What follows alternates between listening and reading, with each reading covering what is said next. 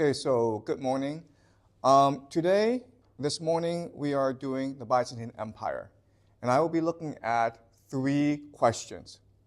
The first question is, why do we have the Byzantine Empire? Historically, we have seen the Byzantine Empire as a continuation of the Roman Empire. We have the Byzantine Empire because Constantine the Great in 330 transferred the capital of the Roman Empire from Rome to Byzantium, which later became, which he called New Rome, and which eventually was renamed to Constantinople. So why did he make that transition? Okay, that's the first question. Second question is, how did the Byzantine Empire rise? It lasted from 330 until 1453, when the Ottoman Turks overran the capital of Constantinople. So it lasted for over 1,000 years. Arguably, it is the most enduring world empire in human history. So how was it so successful? That's the second question. And the third and last question is, why did it ultimately decline? Why did it collapse? What were the factors that led to its eventual demise? Okay, so those are the 3 questions we will be looking at this morning. And what I want to do, first I want to present the scholarly consensus. What is generally accepted, what is generally believed about these 3 questions. And then I want to present my own perspective in order to refute the scholarly consensus. All right, so let's start. This is the Roman Empire in 117. And as you can see, it is huge. It spans across the Mediterranean. This is Spain. Over here is Anatolia, Egypt, the Levant. Okay, so it is a huge world empire. And that's a problem. It's just much too big. Unlike China, it has no natural boundaries. And throughout most of its history, it was invaded by barbarians, what the Romans call barbarians, basically these Germanic Gothic tribes from the north. It also had a major adversary in the Persian Empire. At this time, they were fighting against the Parthians, but later on, they would fight against what we call the Sasanian Persian Empire. And so this was not a really sustainable empire. Internally, as we discussed last class, there was a contradiction. They were an empire, but they believed themselves to be a republic. It was important for them to maintain republican institutions like the Senate, even though it was to the detriment of the management of the empire. And what I mean by that is that throughout this time, on paper, in theory, it was ruled by committee. Okay, the Senate was really in command. And as we discussed in previous classes, the Senate is composed of the Roman aristocracy, the ruling houses of Rome. And when you have that, when you have rule by committee, when power is divided up evenly among the ruling houses of an empire, the only thing they can really agree on is to be corrupt together. And so the Senate was a huge problem because they basically monopolized wealth.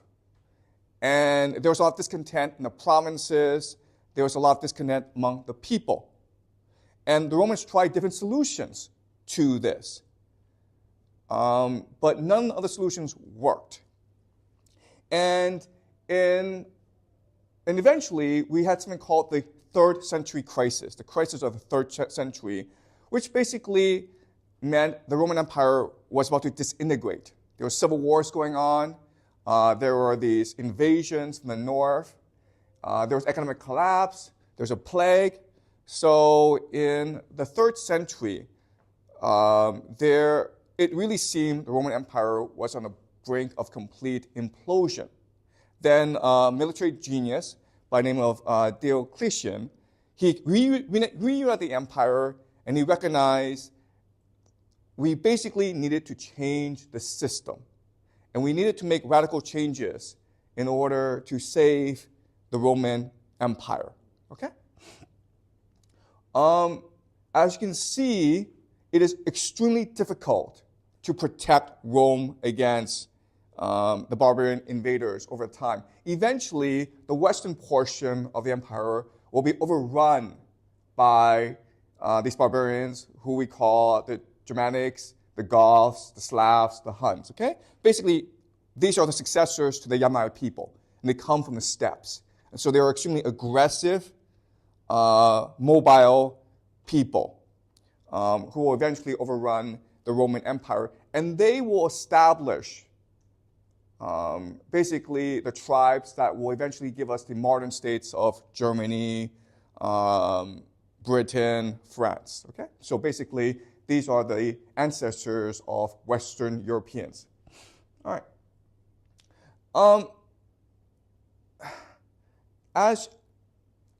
So as you can see, these barbarians, they will establish their own empires, and all that will be left after about the year 500 is the Eastern Roman Empire, which is a successor to the Roman Empire. Okay, and even though they call themselves Romans, and they identify themselves as Romans, historians refer to the Eastern Roman Empire as the Byzantines. Okay, they themselves did not call themselves the Byzantines. It's what later historians call them.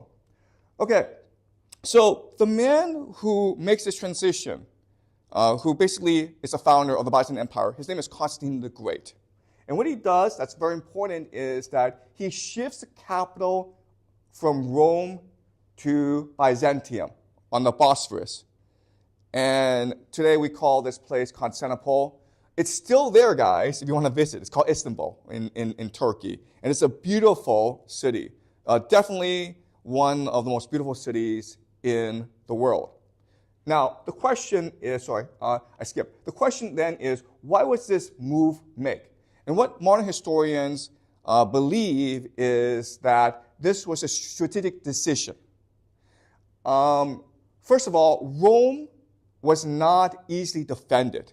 So it's very common throughout its history for it to be overrun by a provincial military governor. Okay, so think of Julius Caesar, but also there were others as well who did the same thing, who were extremely successful in the provinces, and they took their military and conquered Rome. It was very easy to overrun Rome and then declare himself emperor. So by moving into Constantinople, the capital is now impregnable. Okay, it is impossible to besiege. It is easily defensible, and how so? I will show you later on. Okay. The other thing that's really important about this transition is Constantinople is really at the center of the empire now. Rome was too far to the west, and most of the Roman Empire's most wealthy provinces, the most important provinces like Egypt, Anatolia, and the Levant, were actually in the east. Okay, so it's recognition of the fact the center of gravity in the empire was really in the east. And the third reason is, again, throughout most of its history, Rome's main competitor were the Persian Empire to the east. And so by moving to Constantinople, it allows the emperor to most easily and most directly respond to the threat of the Persians. Okay, so this is the scholarly consensus. Okay, but as I will show you later on, I disagree with this consensus. I think there was a much more important reason why Constantine made this move. Okay, the Byzantine Empire becomes the birthplace of modern Christianity.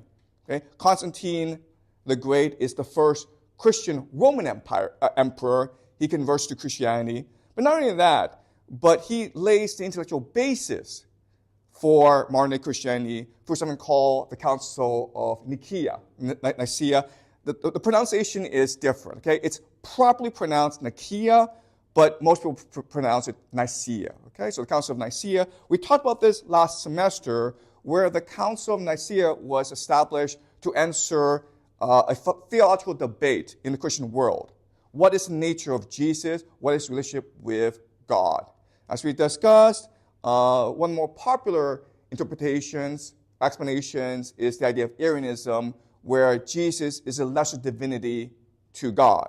The Council of Nicaea established the idea of the Holy Trinity, which is that God, Jesus, and Holy Spirit are co-equal. They are separate, but they are co-equal. We call this the Holy Trinity, the Godhead. Okay? So that is Constantine's major contribution. After Constantine, one of his successors, Theodosius, makes Christianity the official religion of the Roman Empire. There's now a crackdown on both the idea of paganism, which used to be the religion of the Roman Empire, as well as the idea of heresy, okay? Especially the idea of Arianism. He also built something called the Theodosian Walls, which makes Constantinople basically impenetrable, okay? It makes it an impenetrable fortress, and allows Constantinople to stand for 1,000 years. Okay? As you can see from the Theodosian Walls, it's huge. Okay? This is just a person. You can see that there are two walls. There's a moat protecting it. So for 1,000 years, these walls protected the city. There weren't that many soldiers in the city. You didn't actually need that many soldiers to protect against invaders. The other thing, these walls are still stand today. You can actually go get on a plane, fly to Istanbul, and visit these walls. Okay, they were basically designed to stand for all of eternity, and that was the idea of Constantinople, the eternal city. Okay. They also had sea walls. So not only could you not attack Constantinople by land, you couldn't even attack it by sea. One of the great inventions of Constantinople is the idea of Greek fire.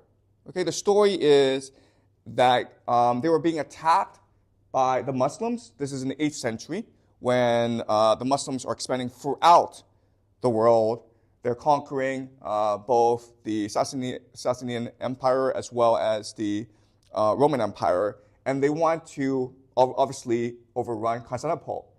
And ultimately, what saves the city is the invention of something called Greek fire, which is basically kerosene, right? You take kerosene, you throw it at someone, and then the boat is light on fire. And the story is that this was invented by a Hellenized Jew who converted to Christianity. And he has this great idea, and then he approaches the emperor with this invention, and the emperor believes that he is an angel sent by God to save the city. Okay? And so it is impossible to actually launch a naval expedition against Constantinople because they'll just burn down your ships. Okay? At the height of the Byzantine Empire, it almost reconstitutes the entire Roman Empire. And this is the year 565. At this point, the emperor is Justinian. And at this point, the one who is leading the military of the Byzantines, his name is Belisarius. And he is considered the last great Roman general. Okay? His military genius is on par with that of Julius Caesar, Hannibal, all the great generals. And through his military conquest, the Byzantine Empire is able to expand its influence. But as we learned in this class, once you reach a peak of empire, there are problems, okay? So the first problem is that your city becomes overpopulated, and when your city becomes overpopulated, it becomes susceptible to the plague, okay?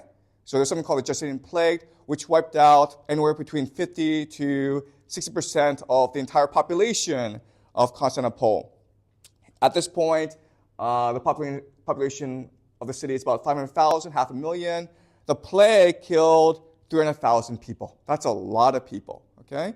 Even today, scholars debate where this plague came from. Originally, we believed it came from grain ships from Egypt, right? Because Constantinople imports all its food from Egypt. And so there were rats on these ships, and these rats spread basically the bubonic plague. Now historians believe that it actually came from the steppes, the Huns, and through their invasion. Okay, so we don't know what happened. We just know we just know it killed a lot of people, and this greatly reduced the power of the empire. Also, when you have these military conquests, you overextend it. Okay, so it is very difficult to maintain this empire. And the third problem is that whenever there's a military expansion, the emperor, comes into conflict with the general. So even though Justinian and Belisarius, they were great friends, their wives were great friends, they themselves had a lot of personal conflict. In fact, towards the end of his life, Belisarius was actually tried for treason.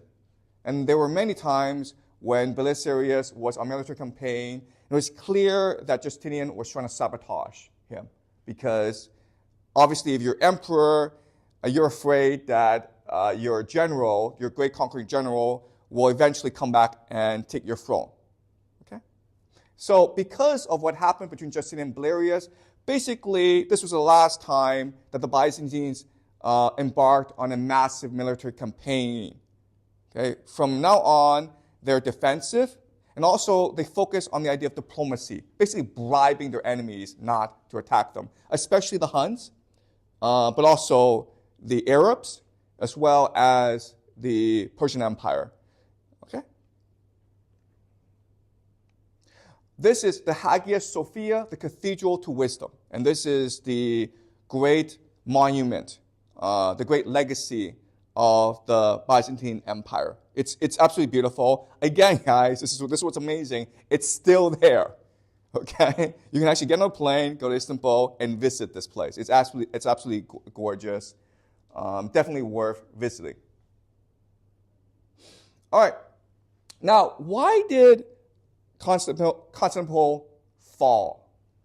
And so what happened was that, again, even though Constantinople itself is impenetrable, it's invincible, it's still an empire. And so eventually its regions were eventually overrun by great enemies. So for example, in about the year 1450, and this is 3 years before the eventual fall of the city, the Ottoman Empire it's basically taken over the Byzantines. Okay, and the only city left standing is Constantinople. Okay, so you can see over here are the Ottomans, over here is the Ottomans. Okay. The Ottomans were able to conquer the city because of the invention of siege engines. Okay, these cannons are as big as houses, and they basically overwhelm the walls and allow the Ottomans to overrun the city. Now, what's important to understand is, even though the Byzantines were Christian and the Ottomans were Muslim, and even though the Turks overran the city, the Turks were extremely respectful to the citizens of the city because they were considered the heirs, the successors to the Roman Empire. And this was the center of what we call the Orthodox Church. So the citizens were treated extremely well. Okay? This again is another picture of the siege of Constantinople. All right, let's talk lastly about the significance and power of the city. The city was the center of the world for hundreds of years, both intellectually, because it was the heir to not just the Roman Empire, but also to Greek civilization. It was also, in terms of trade, the capital of the world, because it was the meeting place of both the Aegean, which leads to the Mediterranean, as well as the Black Sea, which leads into what is Russia today. Okay, so if you wanted to go anywhere, you basically had to go through Constantinople. It was really the center of the world, and through trade, taxing trade, the city became extremely wealthy. Also, because it was the center of the world, it was very multicultural, very cosmopolitan. You had basically all major ethnicities living inside the city. Jews, Christians, Muslims were all treated with extreme tolerance. They basically had their own quarters within the city. Okay? As you can see, at its height, the city was extremely beautiful and very wealthy. It was really, for 100 years, the capital of the world, the capital of the universe, basically. As you can see, it is almost impossible to besiege. Okay? You can never cut it off from supplies. You can never isolate the city because it is the meeting place of so many rivers. Okay? This is the Bosphorus. Okay, so that is the Roman Empire. Okay, so this is again what we know about it. And now I'm going to explain my theory to these three questions. Why did Constantine make the move from Rome to Byzantium? Why did it rise? Why did it decline? Okay, but before I start with my explanation, are there any questions about what I just presented? This is all pretty basic stuff. This is stuff you can find on the internet, on Wikipedia. You can ask ChatGPT and it'll probably give you the same answers, okay? But are there any questions so far about Constantinople and the Byzantine Empire before I present my ideas? Was this clear to you guys?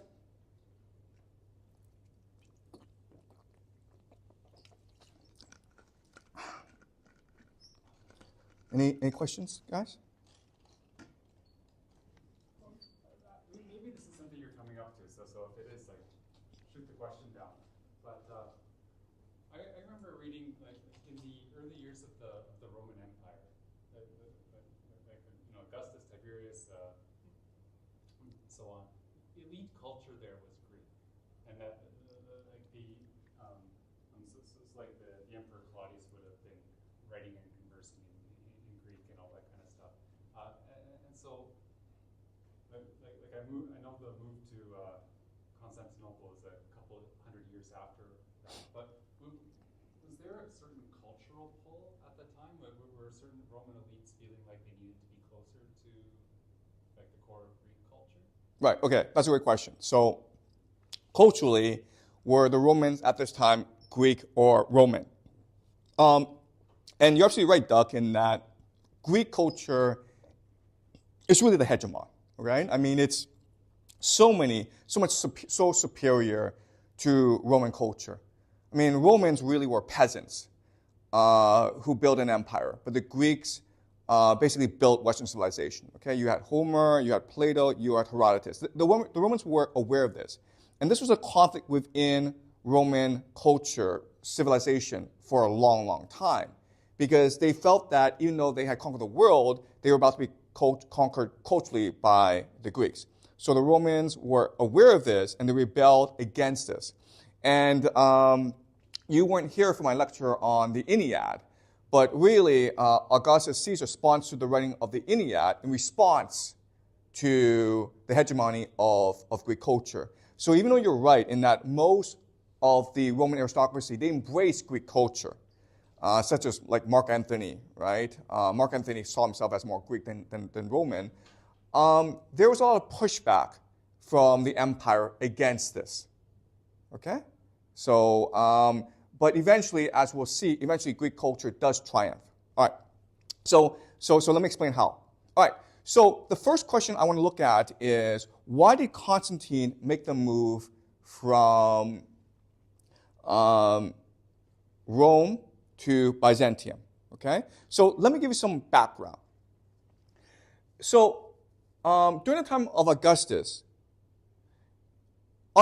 we today see him as the first Roman emperor, but he didn't himself see himself as the first emperor. He just saw himself as just a citizen of Rome, okay? He is what we call a princeps, or he called himself a princeps. And this is where we get the modern English word prince, as well as principal, high school principal. And it just means first citizen. So again, the problem with Rome is that you had the aristocracy through the Senate monopolize all wealth and power. And this led to a lot of contradictions and conflicts within the Roman Empire. And so the solution that Augustus proposed is, make the princeps, make me the CEO, okay? It's still committee, it's still ruled by committee, but I'll be the coordinator, I'll be the CEO, okay? And the idea here was, even though this was not a great system, it did preserve the culture, okay, the history, the legacy, and the traditions of the Roman people. And that was what was important, to protect and preserve the culture, especially the idea of libertas, okay, liberty. But this system didn't really work, right? You had these civil wars, you had a lot of provincial riots, rebellions. So the system simply didn't work. And this led to what we call the crisis of the 3rd century, when basically the Roman Empire was about to collapse. Okay? And again, as we said, a governor, a commander named Diocletian, he saved the Roman Empire by reuniting. Okay? And at this point, he's like, this system doesn't work. What we need to do is study the Persian Empire. Because even though we don't like the Persians, their empire seems a lot more sustainable and continuous than our empire, okay? And so this started a period, what we call the dominant, okay? Basically the idea of starting an imperial bureaucracy, centralizing power with the emperor through the bureaucracy. And the Romans hated this idea, okay? What emperors discovered is this cultural shift the Romans just found absolutely disgusting. Go back to the assassination of Julius Caesar. Right? The Romans are extremely culturally arrogant. Why did they assassinate Julius Caesar? And the people who assassinated Julius Caesar were his best friends. In fact, we believe Marcus Brutus, who was one of the lead conspirators, was actually his biological son. Right? Why? Because Julius Caesar was threatening the cultural traditions of Rome. They were afraid that Julius Caesar would become king. So what these emperors, first under Diocletian, but especially under Constantine, discovered is it's really hard to change culture. And there's really one solution to this problem. Okay, to understand this, let's run a thought experiment, okay? Okay, so you understand the persistence of culture. Okay, so we're at school, and this school is known for being innovative. It's known for being student-centered. It focuses a lot on activities and extracurriculars, right? And that's great. I'm very supportive of this. But let's just say that the school brings me in as a consultant and asks me to help improve the school. And I spend months interviewing students and teachers. I feel this school is great in terms of innovation, but it needs to focus more on academics. Kids need to read more. Kids need to focus more on test scores. And then you have a perfect balance, okay? And that's my solution. Well, I'm pretty sure if I tried that, I'd be fired within a week, okay? And the reason why is I am attacking your cultural traditions. I'm attacking your identity, your sense of self. So if I want to implement my vision, I can't force my vision on you. The only thing I can really do is switch schools and build my own school. Okay, does that make sense to you guys? Okay, and this is a pretty persistent thing throughout the world. Okay, so that's why Constantine made the move to Byzantium. He recognized that if I'm going to build an empire, and Rome needs to be an empire if it is to endure, I need to switch cultures. And the best way to switch culture is by moving your capital from Rome to Byzantium. And when he did that, the entire culture shifted. Okay, so let me very quickly explain the cultural shift. In Rome, it was pagan. Okay. Oh, by the way, pagan is not the word that they use. Okay, pagan is a word that Christians use to insult them, basically. Okay, but for the sake of convenience, we'll use the word pagan. That was their religion. They were Roman, meaning that they had a distinct cultural identity. And lastly, they were republic, meaning they were run by the Senate, basically. Okay, not just Senate, but by tradition and by custom. Okay.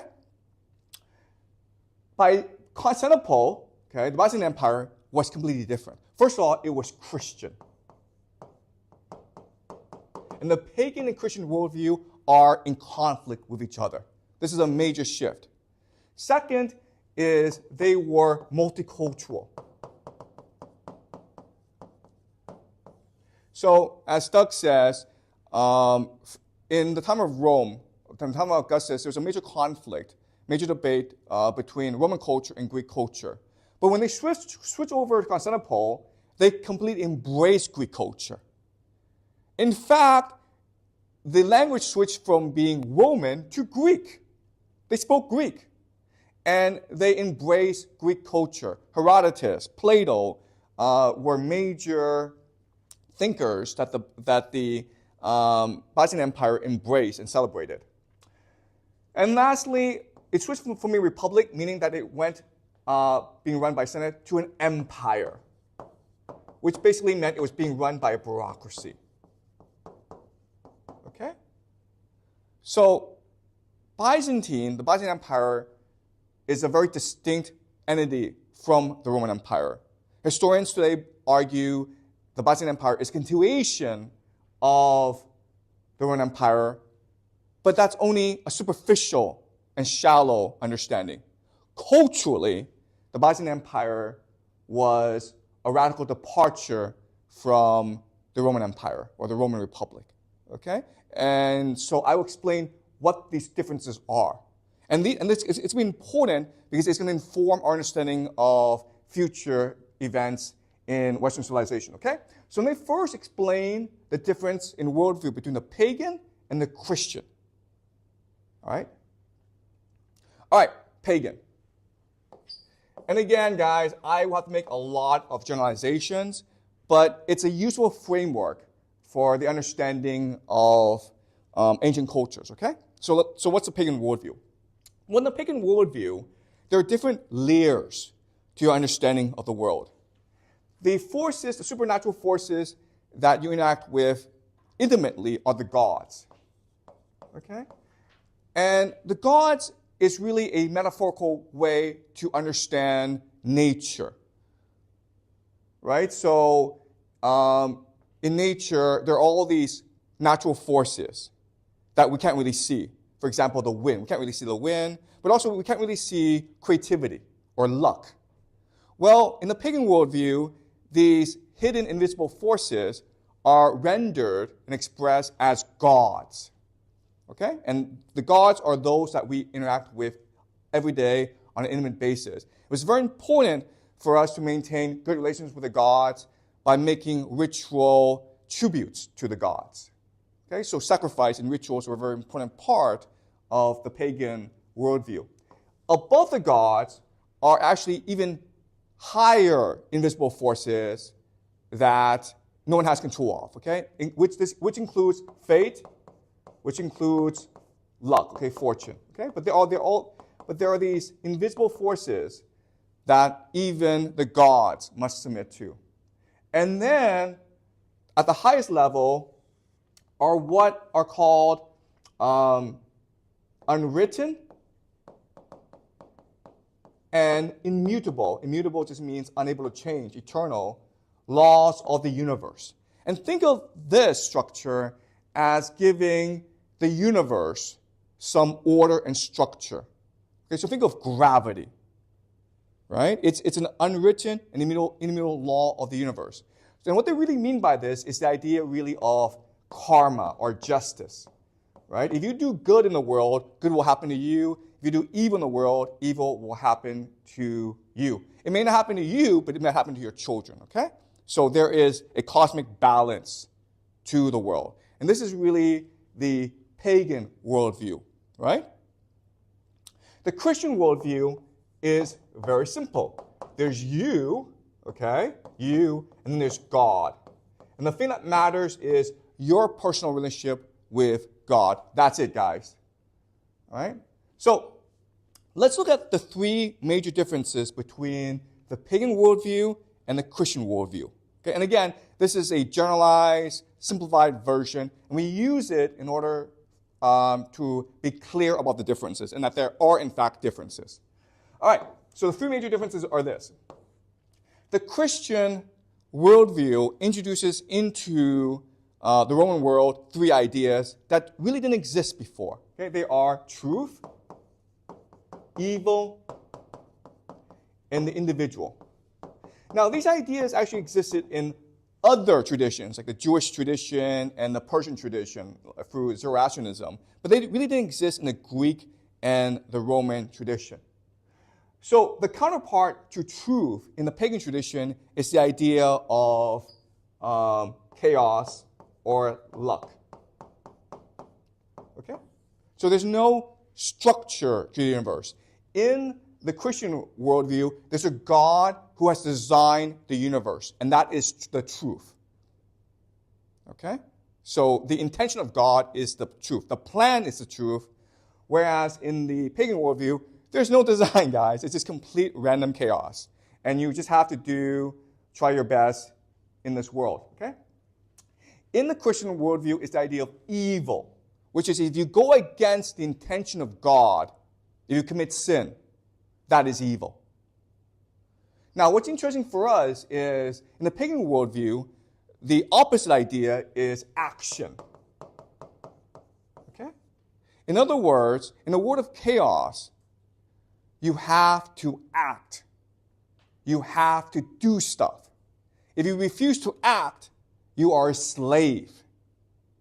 So think back to the Iliad, right? In the Iliad, Achilles says why he is in Troy, why he's fighting in Troy. And he says that before he came to Troy, he was told his fate. He could either die old, back at home, or he could die young in Troy. But by dying young in Troy, he'll become famous. He'll be remembered forever. And for Achilles, that's not really a choice. What he's being told is, you must come to Troy and you must die, and that will win you eternal glory. Okay? It's the idea of action. Also, think of the Romans. Okay? In their legends, they have a name named Mucius. Remember, at the beginning of the Roman Republic, the Romans are besieged by the Etruscan king. And Mucius is a young nobleman, only 20 years old. He decides to assassinate the king in order to free the Romans. He swims across the Tiber, and he's about to do his deed, but it's payday. And the king is with his secretary. And they look alike. They dress alike, they look alike. And Mucius is hiding with his dagger, and he knows it's 50-50, okay? Now, for us, we'd be like, you know what? 50-50 is terrible odds. So let me come back another day. Or let me be more patient. But for Mucius, it's fortune favors the bold. So he's like, 50-50 is great. It's great odds. I'm never getting better odds. So he takes his dagger and he kills the secretary, okay? He misses. Then he's captured by the king. And the king wants to torture him and force him to confess. And the king threatens him and says, I will burn you alive. Okay, there's a great fire beside Mucius if you do not tell me the truth. And what Mucius does is he puts his hand into the fire and lets it burn in front of the king. And that scares the king. Okay? That's the idea of action. You make your fortune through your action. You cannot sit and wait. You cannot deliberate. You cannot be clever. You just act. You're just brave. Okay? That's a pagan worldview. This is important for us because the people who will feature in our course, who's very important and who follows worldview, are also the Vikings. Okay? So the Vikings share this similar worldview. It's a pagan worldview. The last thing is the idea, in the Christian worldview, it's an individual that matters. The individual soul is what matters. Okay? But in the pagan worldview, what matters is the community. Why is Achilles fighting in Troy? Why is Mucius sacrificing himself for Rome? Because they want to be remembered by their community. All right? So let me give you 2 examples of this. Let's go back to the Iliad. Hector. Remember Hector? Hector in the Iliad, he is the greatest Trojan warrior, and he's destroying the Greeks because Achilles refuses to fight. But then Achilles enters the battlefield, and at this point, Hector's lieutenant tells him, Hector, Achilles is back, let's go home. Let's go hide behind the walls of Troy, we'll be fine. But Hector says, no, fortune favors the bold. The gods are with me. And so, of course, Achilles and the Greeks destroy the Trojans. And they're all forced to run back to the walls of Troy. Every Roman enters Troy except for Hector. Hector stays outside the walls of Troy and waits for Achilles to come. He knows for a fact that Achilles will kill him. Achilles is a god. He's a great warrior, but he's not a god. And at this point, he knows he's about to be killed, and most of us would just sneak back into the walls of Troy, right? He can't do that because he's afraid of being laughed at by his lieutenant. He's afraid of shame. He has to die for his community. Okay? So that's Hector. But also, think about Lucretia. Lucretia, remember, is the noblewoman who is raped by the son of Tarquinius Superbus, the last king of Rome. And this is what starts the rebellion that overthrows the Roman monarchy. Lucretia is raped and then she kills herself because she's dishonored. And Augustine, remember Augustine in the City of God, he writes about this. Okay? And from his perspective, it was a crime for Lucretia to kill herself. Why? Because we are all the creation of God. Therefore, we are the property of God. Therefore, when we kill ourselves, we are committing a sin against God. We are basically stealing from God. And that's why if you commit suicide, you'll be condemned to hell forever. Okay? You'll be condemned to damnation forever. And then Augustine explains Lucretia killed herself because she's afraid of the shame that she would have to endure if she lived. She was afraid that she'd be laughed at by the other women of Rome. Okay?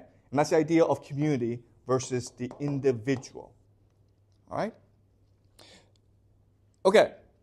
So it's a radically different worldview, the pagan versus the Christian. Let me explain some other differences. For example, the attitude towards sex.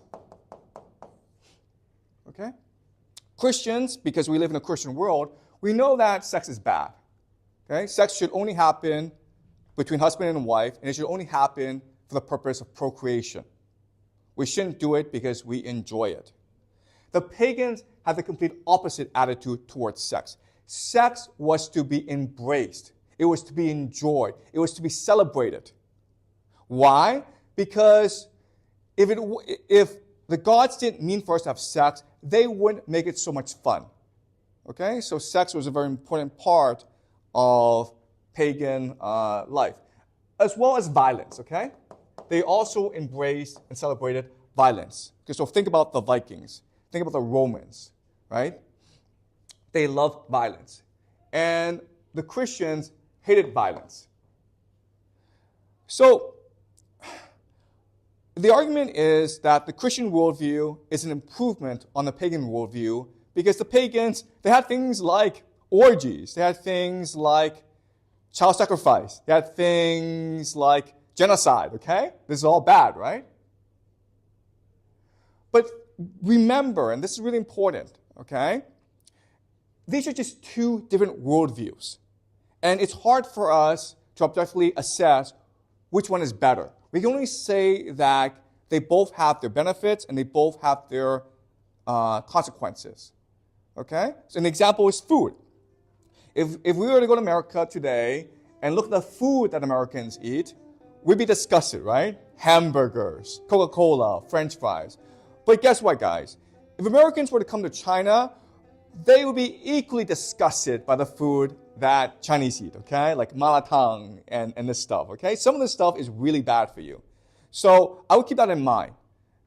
It's easy for us to be culturally arrogant and say, like, we are so better than these ancients. But it's all a matter of perspective. If we were to go back in time and look at the pagan world, we'd be disgusted by the murders, by the violence, by all the sex going on, okay? But at the same time, and this is really hard for us to understand, but if they were to come here, if they were to time travel and come here and see our world, they'd be disgusted, okay? Because like from their perspective, we behave like slaves. Achilles is out winning glory on the beaches of Troy, while we are in school memorizing useless facts so that we can get useless pieces of paper so that we can make useless pieces of money, right? Money is paper. They would not understand why we're doing this to ourselves, all right? So I would keep that in mind. Like the pagan worldview is very different from the Christian worldview, and that's it, all right? And in fact, we will later in the semester discover that there are some thinkers, such as Friedrich Nietzsche, who believe that the switch from the pagan worldview to the Christian worldview was a major setback in the development of civilization, okay? All right, any questions about the difference between the pagans and the Christians before I move on? Any questions? Was this clear?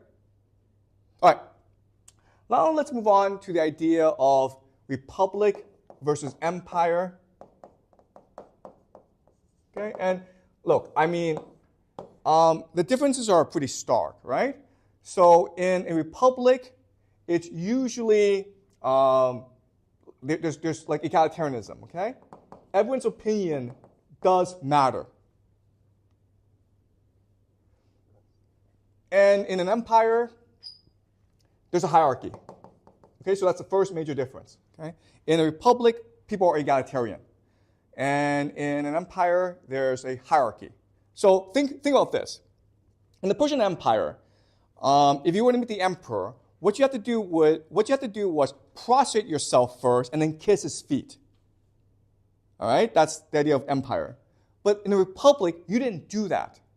In fact, even though Rome was becoming a welfare city, a major tradition in Rome was you didn't lock your doors. You didn't have guards. So a senator who was in charge of Gaul, he could literally put millions of people to death if he wanted to. He didn't lock his door. So you, the lowliest Roman, could just walk into his house and have tea with him or coffee with him and talk about life, okay? That was the tradition in Rome. Also, another thing is when Roman senators walked the streets of Rome, they always carried an umbrella, something called to protect themselves. Okay, and the reason why is this. Roman houses were 2 stories, and they didn't have sewage system. So if you need to go to the bathroom, you did so using a bucket on the 2nd floor, okay? And so what would happen is, if you saw someone you didn't like walk the streets, you would actually take your bucket and throw all this shit at him, okay? That's literally what they did. So if you're a senator, you could be the most powerful man in the world, but you could still literally risk having shit thrown at you, okay? So that's the Roman world. It was egalitarian. Whereas in an empire, there's hierarchy. So in the egalitarian world, it means there's openness. People are open to new ideas. There's debate, okay? Literally anyone could propose a new idea. Whereas in the empire, it was a very closed system, okay? They didn't like new ideas. So go back to the example of Greek fire, right? A guy, and it's a story, so we don't know if it's true, but a guy had to go to the emperor and get his approval before the military could adopt it. That's really inefficient, guys, okay? The Greeks would have just gone and done it. The Romans would have let the commanders make their own decisions. It would not have been the decision of the Senate. It would have been the decision of the military commander that was appointed by the Senate, okay? So the Republic would be much more innovative than the empire because the Republic would be much more open, okay?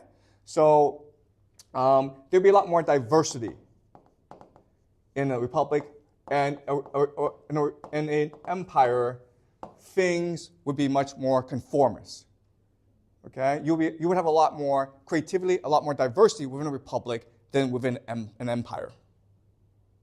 Right? And that's counterintuitive because if you think about it, an empire has so much more people and so much more wealth and resources than a republic. But historically, we found that republics and democracies are much more innovative and creative than empires. And the reason has to do with the idea of a bureaucracy. All right? Something that a democracy or a republic does not have is the idea of an imperial bureaucracy. All right? They have bureaucracies, but they're not that big and they're not imperial.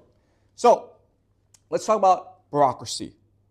All right? And this is a very important idea that I want you guys to remember for the rest of the semester because we will refer to this idea. Right? Now, in the beginning, bureaucracies are good for empires because what they do is they do centralization. All right? They're able to centralize the empire, unite the empire, basically. Second thing that they do that's important is the idea of systemization. All right?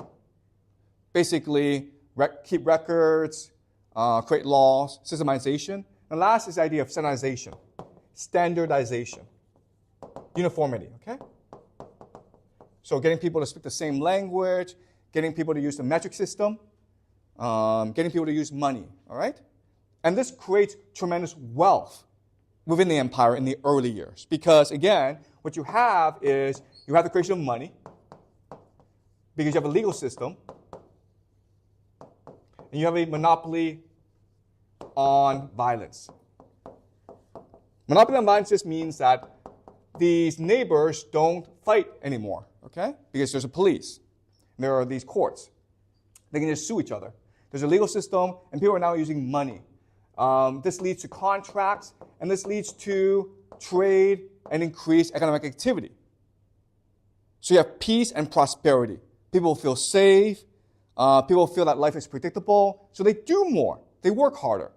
Okay? And this leads to, in the early stages of an empire, to tremendous prosperity. Okay?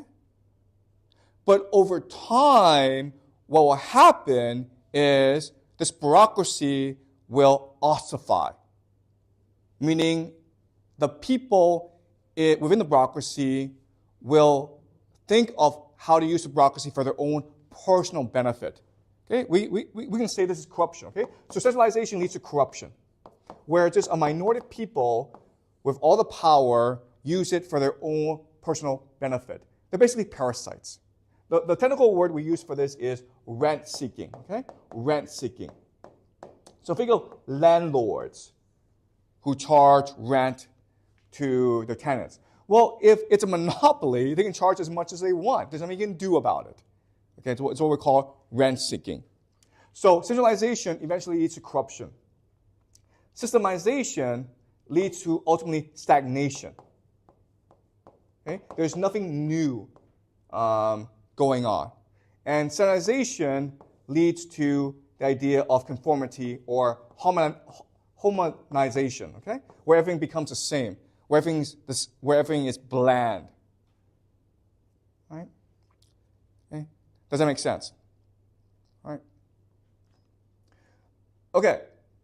So why this happens is because even though the bureaucracy is only an institution among different institutions, okay? So think about this. You have the imperial bureaucracy, but they are competing against the court system, okay? Which is basically emperor, okay? And the court is usually controlled by eunuchs, okay? So these are servants of the emperor. The bureaucracy is up against the court. It's also up against the nobility, right? The traditional power of society. It's also up against the military. It's also up against the church. Okay, so there are different institutions that can counter the bureaucracy. But over time, in terms of peace and prosperity, if things are really stable, eventually the bureaucracy triumphs over all these other institutions. Okay, and the reason why is this. First is the bureaucracy can monopolize status, okay, and mobility. So if you're just an ordinary person, well, the best way to rise from a society is through the bureaucracy. This is certainly true in China, right? Where everyone wants to be a bureaucrat because that's seen as the mechanism of achieving social status as well as social mobility. Also, bureaucracies monopolize information. It controls what information flows into the system. It controls what the emperor sees. Okay, so we can say this is about censorship and secrecy.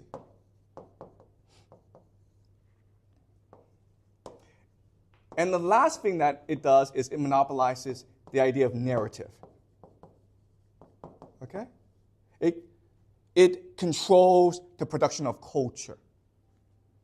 And we can, and it does this mainly through the process of writing history. Okay? So remember, history is the creation of a cultural narrative to bind people together. And it's usually the imperial bureaucrats who do this. In other words, what's important for us to understand is the bureaucrats have a monopoly of literacy and knowledge. They control the schools. They control the media. They control history writing. They control how you think and write. So even though there are competing institutions, the bureaucracy, by controlling this meta-reality that's culture, it controls the way like these other institutions behave. Okay? So the example I want to use is the idea of the Godhead. All right, the Godhead. So my argument to you is the Godhead, it's really a bureaucratic invention. Right? Because remember, during the Council of Nicaea, there's a debate as to the nature of Jesus. There are these Arians who believe that Jesus was a lesser divinity. Then there were people who believed in modalism, who just believed the Holy Spirit, Jesus, and God were different forms of the same entity. Then you have partialism, which is say that they are a part of the same entity. Okay, and these three different explanations make sense. They make intuitive sense. The idea of the Godhead, where God, Jesus, and the Holy Spirit are co-equal, separate, but the same thing, makes no sense. And the reason why they would do this is to create a sense of mystery, right? And distance, and secrecy. And that, my friends, is the definition of a bureaucracy. Right? I'm not sure if you dealt with bureaucracies. I have. They suck. They dehumanize you. So think of, I'll just use a silly example, right? So in America, there's something called a census. And on the census, you have to write down what racial group you belong to. And the racial group I belong to, if I were American, is Asian American, right? Guess what? Guess who else belongs in that group? Indian people, Vietnamese people, Japanese people, Korean people. That makes no sense. We know that in Asia, the Indian culture is vastly different from the Japanese culture, which is vastly different from the Korean culture and the Chinese culture and the Vietnamese culture. Okay, these are different people with their own belief systems. But in a bureaucracy, it just categorizes everyone together almost randomly or indifferently. Okay? And that's why I would make the argument that ultimately, multicultural societies are not as creative as tribal societies. Okay, tribal versus multicultural. Think about the multicultural societies that are around us today, okay? Singapore is a multicultural society. Canada is a multicultural society.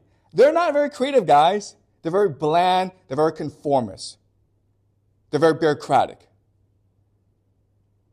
Okay? Very tribal societies, like the Greeks were extremely tribal. They were extremely chauvinistic. They were extremely creative. Right? As are the Europeans, okay? As are the Vikings. And the reason why is tribalism is energetic. It makes you passionate. It makes you think deeply about the world. Whereas in a multicultural society, people have to spend their energies getting along with each other. It's important not to be offensive. Okay? And so it's because of these three reasons, the certain cultural construct of the Byzantine Empire, it was Christian, it was multicultural. The word we can also use is cosmopolitan. Okay? Also, it was bureaucratic. The Byzantines were not a very creative people. Okay? Even though they had access to every culture in the world, even though they had access to the classics like Plato, Homer, Herodotus, as well as Virgil, they were not that creative. In fact, if you had a genius like Homer or Dante living in the Byzantine Empire, well, he would just become a bureaucrat. We would never know the genius of Homer and Dante. Homer and Dante could only arise in tribal societies. Okay? So, that, So, does that make sense to you guys? Okay. And again, this is just an introduction to the conflict between these political systems. Empire versus republic, bureaucracy versus, right? We will continue these themes and these topics as we move on throughout Western history. But I first want to introduce these ideas to you. It's really important that you understand the difference between paganism and Christianity, because we'll be referring to this conflict, this division later on in the semester as well. Any questions about this? Please feel free to argue, okay?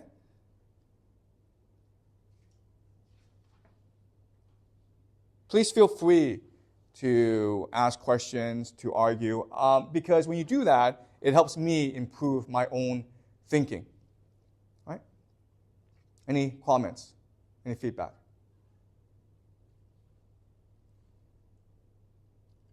Okay, so I want to give you guys some time to think about questions. But before I do that, I want to look ahead over the next couple of weeks and tell you what we'll be doing. Okay? So we did the Roman Empire, then we did the Byzantines. So as I explained to you, the Roman Empire, Western Roman Empire, will collapse in the year 476 when the last emperor, Romulus Augustus, is deposed. Okay?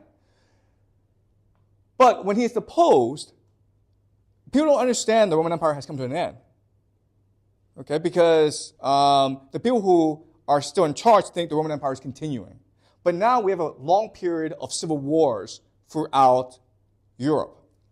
All right? And these civil wars will eventually lead to something called the Holy Roman Empire, which is something that which is what Charlemagne of the Franks will create.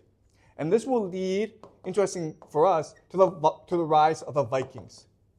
Okay? Now, the Vikings are important because they will go on and basically influence British culture as well as Russian culture. All right? So Russia comes from the idea of the Rus. Okay? And the Rus are basically just Vikings. Over here, we will see the beginning of the Abbasid Caliphate, which is really the golden age of the Muslims. But eventually, they'll be conquered by the Mongols. All right? And the conquest of the Mongols will eventually take us into the Renaissance, Dante. And this will mark a new beginning in world history, okay? So I just want to explain to you what we'll be doing. We will definitely have to do the Holy Roman Empire, that's number one. Then this will lead us to the Vikings, number two. Then we'll talk about the Abbasid Caliphate, number three. And then we'll talk about the Mongols, and then the Renaissance, okay? So this is what we'll be doing over the next 2 to 3 weeks. All right, we'll be going very fast throughout. We'll be going very fast this semester, okay? So just let you know, all right?